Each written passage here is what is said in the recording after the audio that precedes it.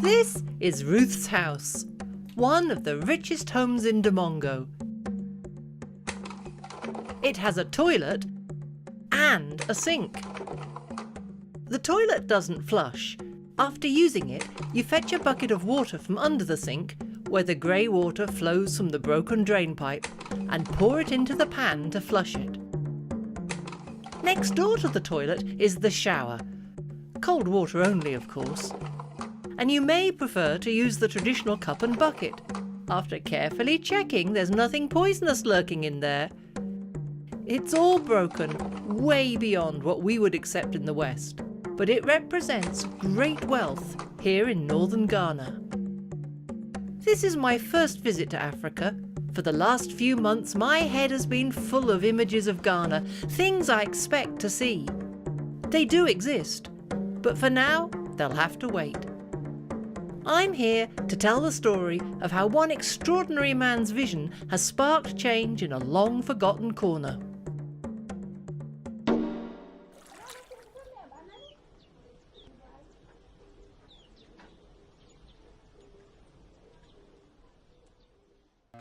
My name is Karen Davies, and I'm a filmmaker from Canada. After a 6-hour flight from London to Ghana's capital, Accra, and a 90-minute internal flight north to the town of Tamale, it's now just a 3-hour drive to our final destination, Damongo. Or it would be, if our transport was here. This is my first introduction to GMT, Ghana Maybe Time. Here, nothing happens to schedule. You just have to be patient and assume it will happen eventually. Our small group, with our mountains of baggage, stand in the hot, dusty parking area of Tamale's tiny airport, waiting for our transport. It's like a scene from one of those Lost in Africa movies. When the guys finally turn up, there are some emotional reunions.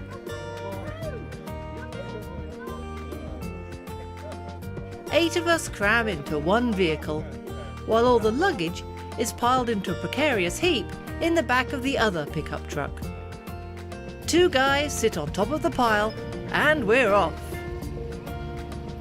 I'm travelling with our Ghanaian host, Robert Mahama, with his young son Joshua, and a group from Seer Green Baptist Church, a small village church in the southeast of England. There are 2 pastors, Andy McCausland from Seer Green Baptist Church and Chris Justice, a retired pastor from Beaconsfield, and the couple behind the project, Tim and Marion Cox. Though the story really begins with another Seer Green Church member, Geoffrey Hunt. He went out to Ghana about 30 years ago, and he was asked to translate and make a Bible. Now, that back then, they didn't have any language written. So he had to learn how to speak Hanga, and he had to form an alphabet to go with the language. And he gradually turned his 12.5 years, which he was there, into Acts of the Apostles and Luke's Gospel, and a few pamphlets on health. After Geoffrey Hunt returned to the UK, a young man in the village, Joshua Zimper, decided he wanted to learn to read. He started teaching himself, using the few pieces that Geoffrey had translated, then decided he'd like to go to college. He was 27 and they said he wouldn't have him at service college unless he had been through primary school and secondary school. And in the African schools, they have those little wooden desk chair arrangements, which is 1 unit. And there he was at 27, sitting at the back of a primary school class. And he put himself through primary school and secondary school in 3 years. Joshua went on to get his degree and became a roving pastor for the Church of Ghana, visiting all the local villages on a bicycle. He wrote to Geoffrey Hunt at Seer Green Church to say he needed a motorbike to get around better, and the Coxes offered to buy one. They began corresponding with Joshua, became friends, and eventually, in 2007, made the long trip to northern Ghana to meet him and his family in person. Well, we fell in love with him. I mean, he was just such a charismatic man. He was a roving pastor for the Evangelical Church of Ghana, but his vision back then as he was going round was to have a church for the Hanga people. He wanted a building that would have over 1,000 people. And that was his vision.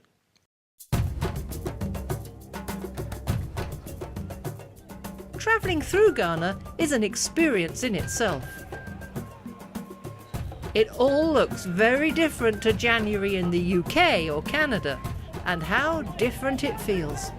The temperature is around 35 degrees, and this is the coolest time of year.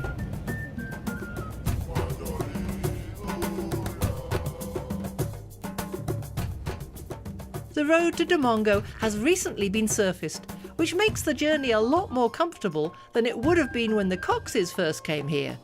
But there are still constant reminders that we are in a very different country, and the further we go, the poorer it gets.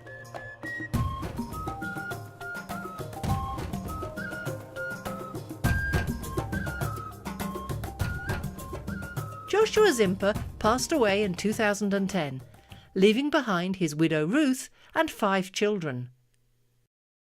Joshua and Ruth were also uncle and auntie to many local village children, including Robert. What I'll say, my uncle Joshua, late Uncle Joshua, his vision was big.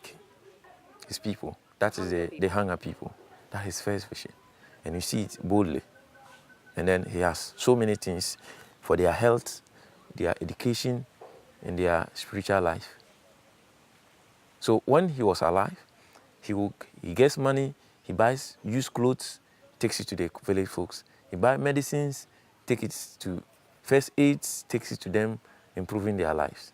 I remember when I was 5 years old, we were still in Murugu, where I started my primary school education.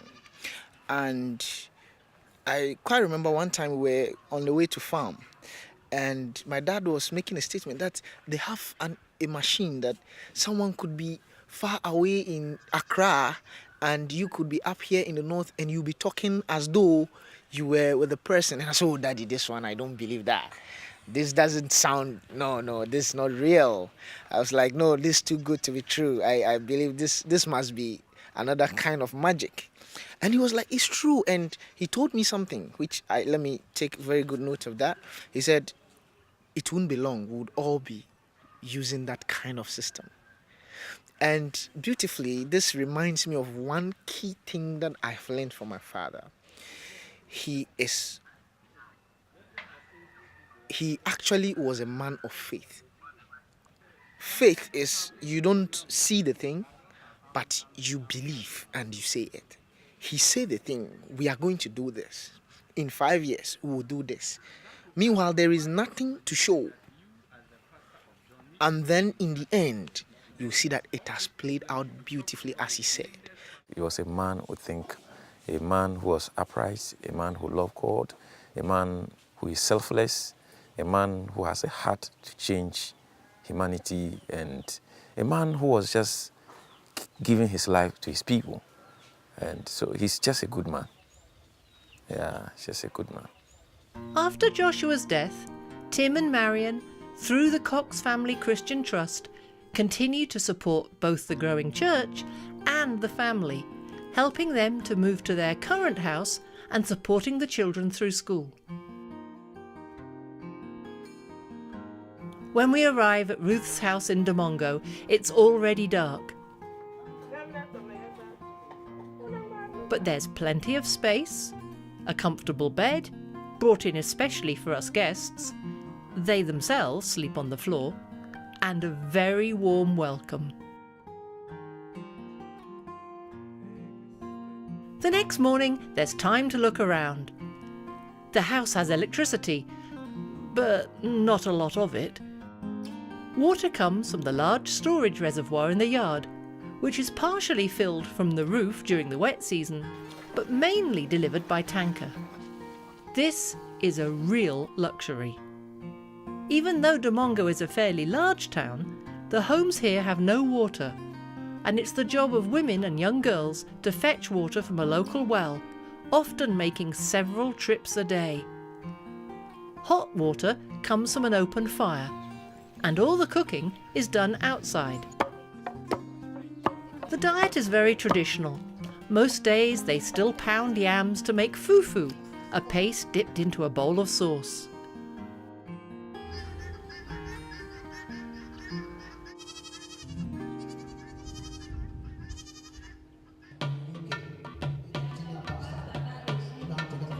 Having looked around the house, we head over to the Holistic Gospel Church to be introduced.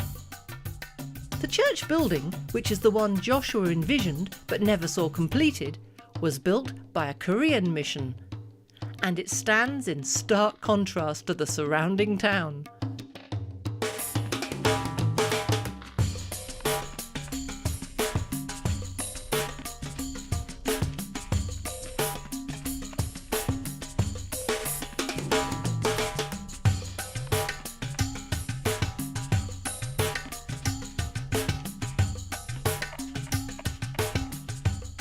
It's not a materialistic place.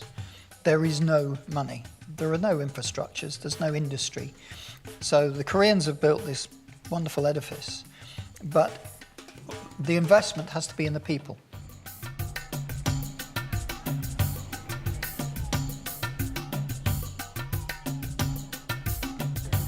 While looking around the town, we visit a dressmaker. Local seamstress Christy grew up in the small village of Murugu, but thanks to help from Joshua Zimper and the Trust, she has developed a thriving local business.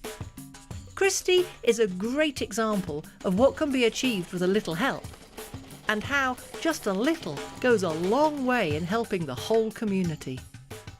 When I was in Murugu, I was just there, like, I don't even know how to explain it, Auntie.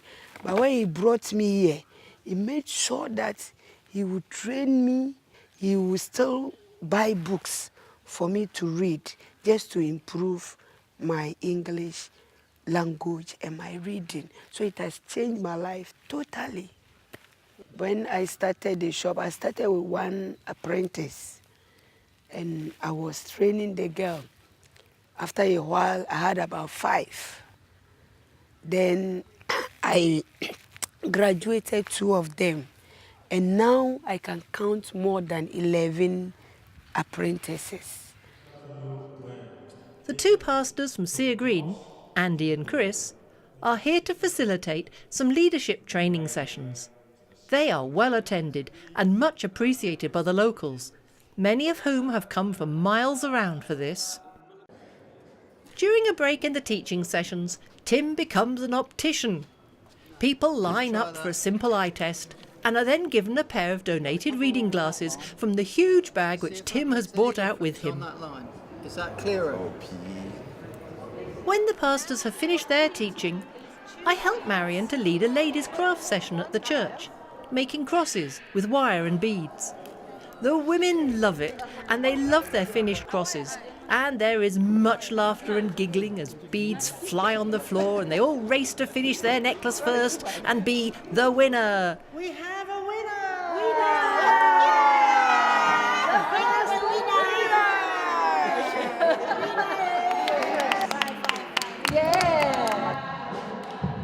At the end of the meeting, there is music. Not traditional hymns or organised music that we're used to. This is Africa, and the music is a spontaneous outbreak of singing and dancing that's loud enough to raise the roof.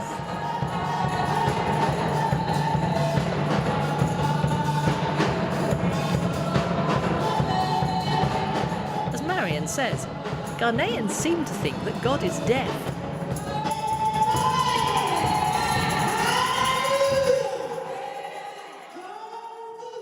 Part of Joshua Zimper's vision was a school. Currently, it has a building in the church grounds, and around 200 children attend it enthusiastically.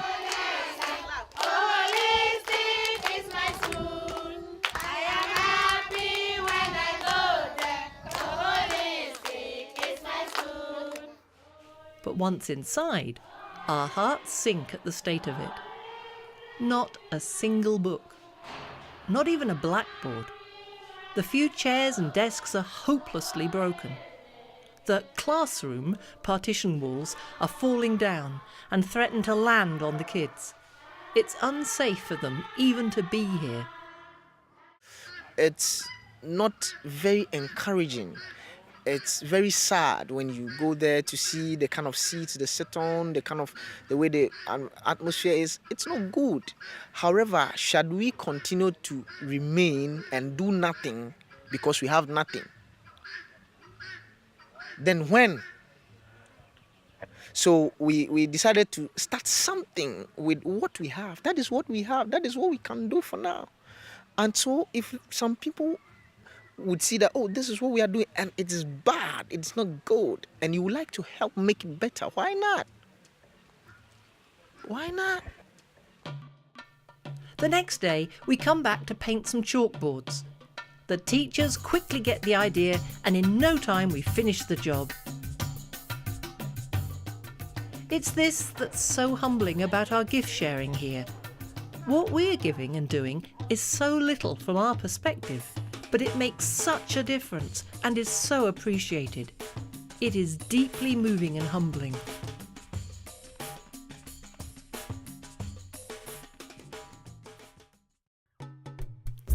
Just when I think we've more or less got to grips with the idea of poverty, today we're being taken to a new level. We're to spend today and tonight in Joshua's home village of Murugu. It's also where Ruth and Robert come from, so they're excited for the visit. The trip out along dusty dirt roads takes us past Robert's land, and we make a brief stop so he can tell us about his vision for the future here. I grew up from this community, and this is our family land. It's a very vast land, over 100,000 acres of land. And what I'm planning to do is have a farm for the community. So what we need is to have a water so that we can have a farm throughout the year.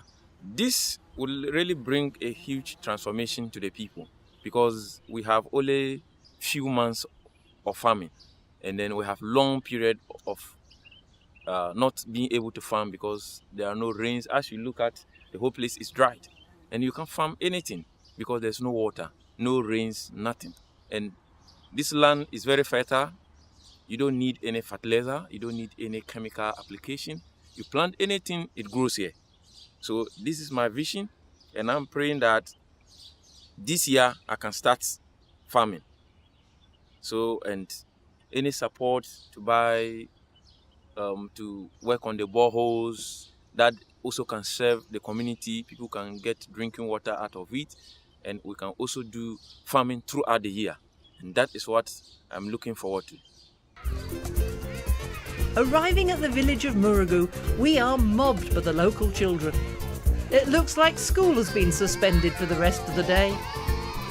Unlike other places I visited, the children aren't begging or trying to sell us things. They're curious and eager to talk to us. Many of them can already speak more than one language, including some English. The church here is also a school, although getting teachers is a challenge. But for most of these children, education stops once they're old enough to carry water or work in the fields. Attending secondary school needs money for uniforms and books, and usually means moving to town. The Holistic Gospel Church has a hostel for them to stay at in Damongo, established by Joshua Zimper. But, like the school, it needs support. In the villages, their education is only up to the junior high. So when they get to the junior high, they stop there, no education. So what he did was rented accommodation in the city, which is Damongo here, and he will bring them. And they come and stay there. He feeds them so they can continue their education. Some don't believe in education in the villages, so their children are just into farming. But when we started this, it really sent light to the village because they could see that now my child is finished school, is collecting some small salary, and this one knows that this neighbor's child sends money to him. And some are nurses, some are teachers now, some are working in the banks and all that, and that was his vision. We're staying at the family compound of the village pastor, David. The bathroom facilities here are more basic, But there are beds for us, and Mama Ruth and family have brought the kitchen along and soon present us with a tasty lunch. This village is lucky and has a motor king, a valuable source of income. It's an all-purpose transport, moving people, livestock and food, and is also the village ambulance. The nearest medical facilities are back in Damongo, 2 hours away. In the afternoon, there's a special church service to celebrate our arrival. The church itself is a simple building, but is festooned with cheerful bunting in bright colours which hint at the party atmosphere within.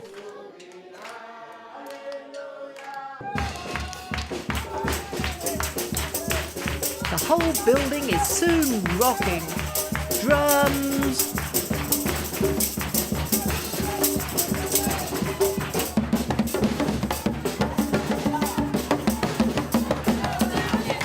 singing,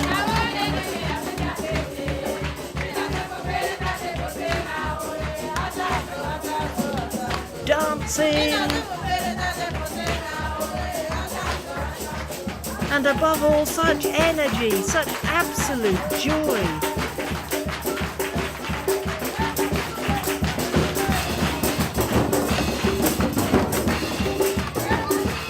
I've never experienced anything like it, but I love it. We're soon clapping and dancing along, despite the heat. Such joy in the midst of incredible poverty is astounding.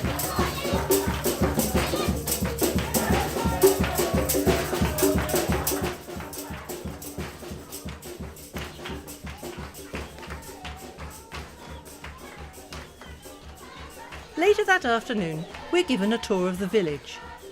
This is where Joshua and his family lived, and Robert also grew up here. In the town, people are poor. Here in the villages, they have nothing. They eat what they can grow, and if they have a bad harvest, they starve. Out in the surrounding fields is the borehole, which supplies the village with water, keeping the women and girls busy as they carry it back.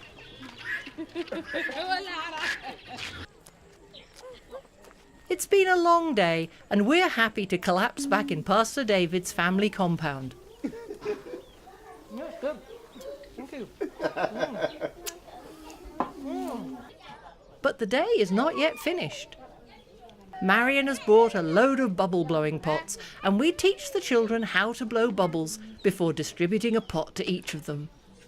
They squeal with delight, and as dusk settles, the compound is filled with giggling children chasing bubbles. It's sad to think that so many of these happy children have a bleak future.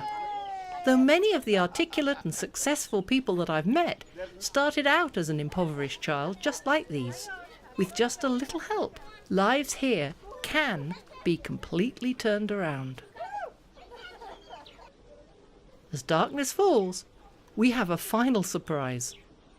Well, the elders of the village came and gave us some yam and a live fowl, a guinea fowl, just for showing up really. We haven't done anything particularly to warrant this, except that we're prepared to come and we stay in the village.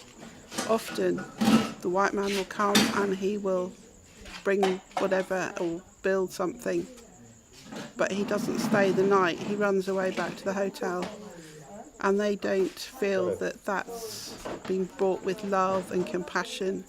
They don't feel they really care. So the fact that we come and we prepare to stay in the village just means so much to them. But they've given a huge amount in these yam and that fowl, so it's very humbling.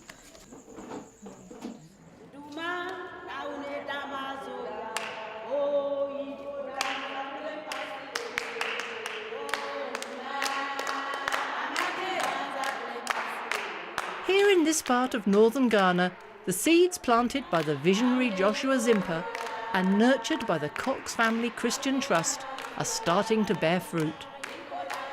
All of Joshua's children have been educated. The church is growing in size and in confidence. Local businesses have been established and are now training others in the community. The school, although in a terrible state, has been established. But there are still many challenges. Healthcare delivery is a challenge. So if people want to support in the area of health, it will be very helpful. And also you look at this part of like a place like Murugu, everybody do some kind of subsistent farming. If support is given to such farmers to expand their capacities, they will be able to farm a lot. If there will be empowerment in the area of irrigational farms, that will just solve a big problem. My time here has had a deep impact on me. It's reminded me that being able to give, whether it's money, knowledge, or simply time, is a gift in itself and deeply satisfying. We're not giving as in, here's a fish, enjoy your food. What we're trying to do is to enable people to learn how to fish for themselves. It really makes one's heart sing is when you can see the people stand on their own 2 feet. And you can see that as a result of what little you have done, what little you have given, you have enabled what we have provided in others to achieve, they're now in a position to continue it. It shouldn't be what we do out there. It should be what they can do. I have grown to love the local Ghanaian people. We feel so incredibly blessed to have had the opportunity to spend time with them. I wish I could have met Joshua Zimper. He's made an incredible impression on everyone that knew him, and his influence is still felt throughout the area and in the wider world. Small, you have to start with a small beginning. And as time goes on with determination and perseverance, you get to wherever you want to be. I also really enjoyed working with Tim and Marion. I like the way they run their charity using the funds they have available, focusing on the one extended family and letting the ripples spread through the wider community, which they are now doing to ever-increasing effect. I've not found any foundation, even in Ghana, that has changed life like DS have done. Maybe it might not be a very big people, but they focus on a small and its quality. The life is changed. Many foundations will come, they will start, leave you on halfway, and then you are not able to make it up, and everything goes down. They have started with us, took us up, and they have not left us there. They still push us, and the relationship, they keep us as a family. And because of that, all of us has become a family. All the people they help, everybody is a family. They are giving hope to a forgotten people, and I can see that a relatively small amount of help given here has the potential to make lasting improvements. But they still have a long way to go, and they need help if they're to fulfill Joshua's vision for his people. My father was, whatever he's supposed to do, we will do it. And that is why God equipped us for that task. And so now we are ready to run.